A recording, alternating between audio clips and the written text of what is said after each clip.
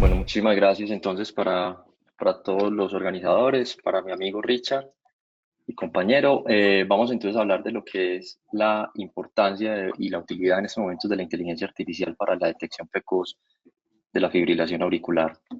Eh, es necesario, ya todos ustedes han visto y han hablado de cómo es de importante la fibrilación auricular, pero para hacer el diagnóstico requerimos de un electrocardiograma y de un tiempo que de manera arbitraria, pero eso es lo que nos recomienda hoy en día las guías, que necesitemos un trazo de más de 30 segundos para hacer el diagnóstico de fibrilación auricular.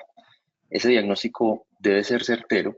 Nosotros tenemos mapas mentales en los cuales cuando nos enfrentamos a un electrocardiograma, hacemos todo nuestro análisis del electro. Cuando es evidente, pues montamos entonces el diagnóstico de fibrilación auricular.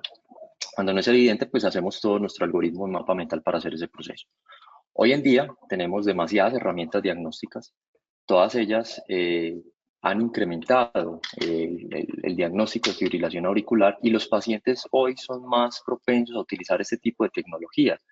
Tenemos lo que son los monitores de presión automáticos que pueden generar alertas, tenemos los celulares inteligentes, los teléfonos inteligentes con sus relojes inteligentes y que mediante fotopletismografía incrementan todos esos episodios de alertas. Y hoy en día incluso tenemos la toma de electrocardiogramas de una derivación, de 6 derivaciones, en los cuales pues vamos a ver reflejado. ¿Cuál es la importancia de esto? Es que todo esto debe ser confirmado, o sea, todavía no ha sido desplazado el clínico debe confirmar todos estos episodios.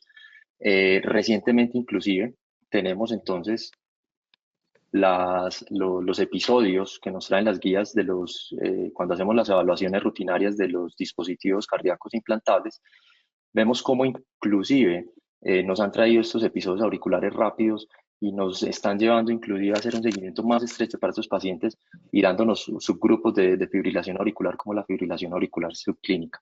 ¿Cuál es el problema de todos de estas alertas de los dispositivos? Y solamente me voy a quedar en la alerta de los dispositivos, de los monitores implantables. Y es que más del 70% de los eventos que nos registran los monitores de eventos son falsos positivos, ¿cierto? La mayoría son por subdetecciones cuando estamos enfrentados a episodios de asistolia, pero cuando son fibrilación auricular, pues básicamente son porque hay ectopias auriculares que el equipo los detecta como fibrilación auricular y nos manda las alertas. Y esto consume tiempo, hay que hacer una evaluación de todos los eventos, si son 30, 40 episodios, pues eso va a consumir tiempo para nosotros. Y aquí viene lo que es la inteligencia artificial. Como tal, la inteligencia artificial se hace referencia a un término de lo que tiene que ver con el aprendizaje automático. ¿Y qué es lo que hace la inteligencia artificial? La inteligencia artificial lo que hace es que mediante modelos matemáticos y el ingreso de información hace todo un proceso estadístico y lo que hace al final es una relación de datos mediante procesos de aprendizaje que pueden ser supervisados, no supervisados y que cuando hacemos ese aprendizaje y ese ingreso, hacemos el reforzamiento de la información, lo que vamos a obtener es una retroalimentación porque esos modelos neuronales que son artificiales van a hacer una retroalimentación, un aprendizaje para completar una tarea. Y esto lo hace sin el prejuicio humano, que eso es como lo interesante en eso. En medicina, pues hay 3 escenarios donde tiene aplicabilidad la inteligencia artificial. El primero, pues obviamente es el manejo masivo de datos. Para nuestro caso será el electrocardiograma, para los radiólogos serán las imágenes radiológicas, tomográficas y así para los dermatólogos las señales o lesiones en piel. Ese es el primer escenario. El segundo es la extracción de señales más allá de la capacidad de la mente humana, ¿cierto? En la medida que nosotros tenemos entrenamiento más avanzado, pues podemos identificar alteraciones electrocardiográficas más fácil. Esto lo va a hacer pues el sistema de manera artificial. Y el tercer escenario es que mediante ese proceso de entrenamiento, pues permite crear modelos predictivos personalizados. Y eso es muy importante porque la inteligencia artificial ya no es el futuro, sino que es el presente. Esa inteligencia artificial, para que entendamos un poco lo que es el concepto, maneja además 2 subgrupos importantes, que es el Machine Learning, que es un subgrupo donde relaciona todos estos procesos de algoritmos, tratando de hacer ese proceso de autoaprendizaje, pero el más importante es el Deep Learning.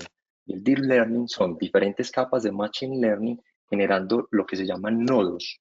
Y esos nodos serían la inteligencia, las redes neuronales artificiales que estarían haciendo todo el proceso de análisis de datos. Eso requiere demasiada información, pero con la tecnología que hay actualmente, con la tecnología 5G, con los microprocesadores que ya podemos hablar de gigabytes y zettabytes, pues eso se está haciendo pues actualmente. De esto, la gran bandera la tiene la Clínica Mayo. Ellos han publicado, eso es para el 2022, más de 2.500 electrocardiogramas de una base de datos de más de 700.000 pacientes. ¿Qué hace eso? Eso lo que hace es alimentar una red neuronal donde va aprendiendo de manera retrospectiva y prospectiva cuál es el desenlace final del paciente. Ellos hoy por hoy pueden hacer modelos de detección de fibrilación auricular en electrocardiogramas que están en sinusal. Y esto no solamente se aplica para electrocardiogramas de 12 derivadas, sino que lo están aplicando para electrocardiogramas de una derivada y para fotopletismografía. ¿Qué hace entonces la inteligencia artificial?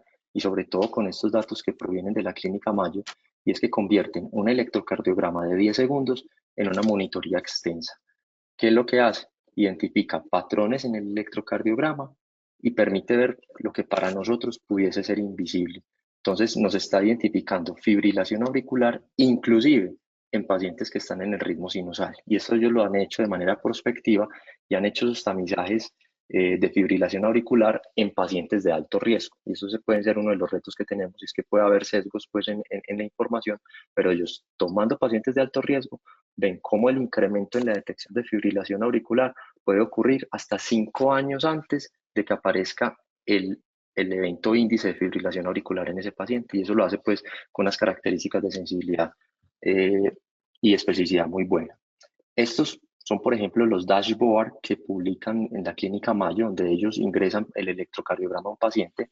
En el lado izquierdo podemos ver un paciente que tiene un bloqueo de rama izquierda, pero está en sinusal, y ese electrocardiograma en la base de datos de la Clínica Mayo, pues predice cuál es la edad electrocardiográfica del paciente, incluso el género, te puede predecir cuál es la probabilidad de falla cardíaca, de cardiomiopatía hipertrófica, pero lo más interesante es que ese paciente te identifica de que tiene un riesgo de fibrilación auricular. Y en la imagen de la izquierda vemos el punto naranjado cuando aparece el evento índice, cuando realmente el paciente tuvo el diagnóstico de fibrilación auricular, pero previamente ya tenía electrocardiogramas donde estaba diciendo la inteligencia artificial que había ese evento de fibrilación auricular. Y en el lado derecho vemos como un paciente que fue trasplantado en el 2010, previamente, en del 90 al 2010, aparecían todos esos eventos índices cuando ya en el estadio final de su enfermedad cardíaca avanzada, que es el 2010, vemos cómo había una FA permanente, pero que inmediatamente pues desaparece una vez el paciente es llevado pues al trasplante de corazón. Eso en electrocardiogramas de 12 derivadas, tenemos electrocardiogramas de una derivada en donde es evidente que la inteligencia artificial con el manejo de filtros, pues alerta al paciente. Este es un paciente con un smartwatch, un Apple Watch, en donde alerta al paciente y le envía este registro, y ese registro pues será enviado a su médico tratante para que haga el análisis de si tiene fibrilación auricular o no.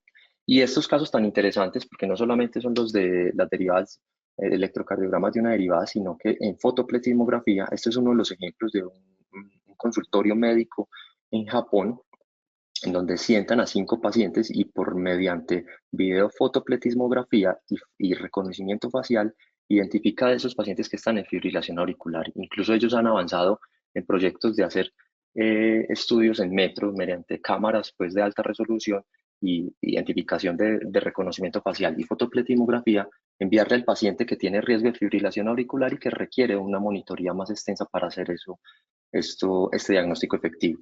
Eso pudiera estar violando la privacidad de los pacientes, no sabríamos, pero estaría los protegiendo pues, de un diagnóstico tardío. O casos como este, donde usted puede ir al mercado y con lo que es la tecnología 5G y velocidades de información más alta y todo lo que tenemos pues entonces en la nube, mientras estás haciendo el mercado, te estás tomando un electrocardiograma y si hay un riesgo de fibrilación auricular y la inteligencia artificial lo detecta, pues lo enviará a la nube, hará el proceso de retroalimentación y enviará las alertas a tu unidad de cuidado primario o a tu médico pues que esté asignado. Esto está ocurriendo. Disculpe, Juan David, tiene un minuto, por favor. Listo. Esto está ocurriendo en los monitores de eventos. Tenemos entonces lo que es el Accurrhythm. Ellos utilizan los análisis de inteligencia artificial en la nube, permiten actualizaciones continuas. Los monitores de eventos que tratamos hoy en día, tanto de Medtronic como de St. Jude, pues tienen la inteligencia artificial basados en la nube, y esto ha permitido disminuir los falsos positivos, disminuyendo pues la, el consumo de tiempo para nosotros. Esto es para terminar, aunque no es probable que la inteligencia artificial sustituya a los médicos. Los médicos que utilicemos la inteligencia artificial sí van a sustituir los que no lo hagan. Van a haber retos, están sesgos, falta de transparencia, privacidad, seguridad y confiabilidad, y todavía falta lo que tiene que ver con la validación externa para él. Muchísimas gracias. Estas serían pues como las conclusiones, pero quiero dejar este mensaje pues al final de la presentación para ustedes. Muchísimas gracias.